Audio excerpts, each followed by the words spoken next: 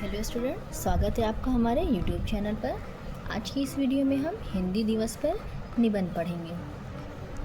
रूपरेखा, प्रस्तावना, मनाने का समय और कारण, हिंदी दिवस का इतिहास, हिंदी दिवस का महत्व, हिंदी दिवस का वर्णन और उपसंहार। चलिए शुरू करते हैं।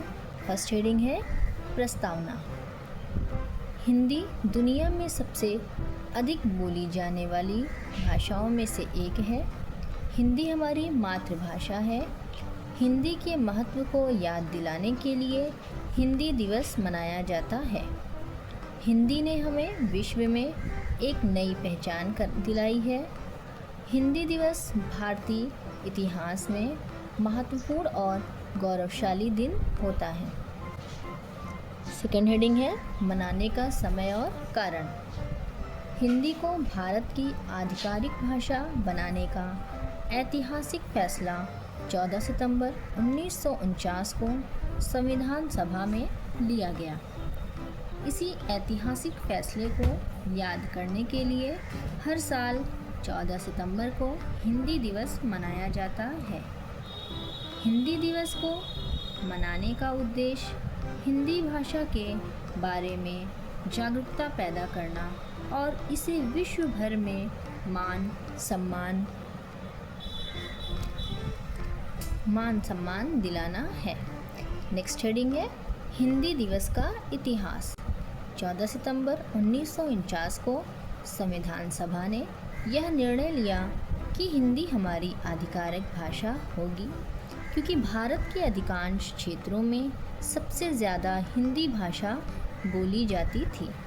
इसलिए हिंदी को राजभाषा बनाने का निर्णय लिया और हिंदी को प्रत्येक क्षेत्र में फैलाने के लिए वर्ष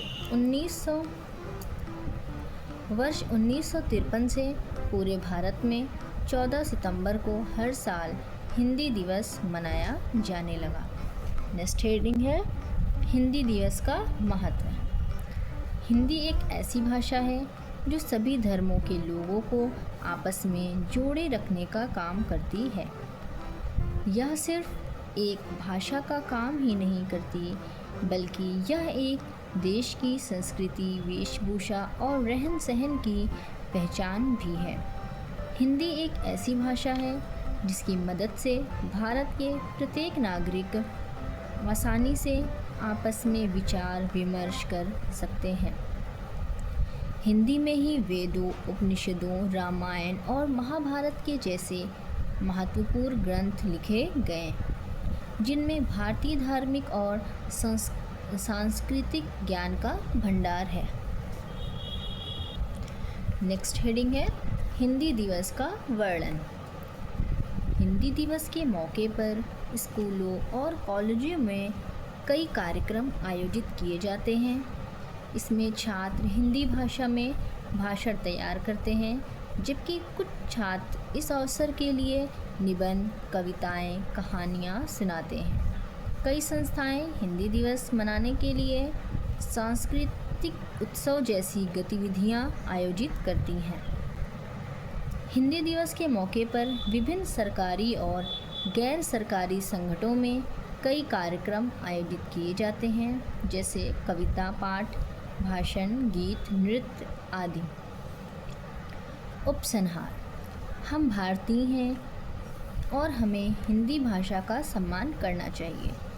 आधिकारिक भाषा के रूप में हिंदी को अपनाने से साबित होता है कि सत्ता में रहने वाले लोग अपनी जड़ों को पहचानते हैं और चाहते हैं कि लोगों द्वारा हिंदी को भी महत्व दिया जाए।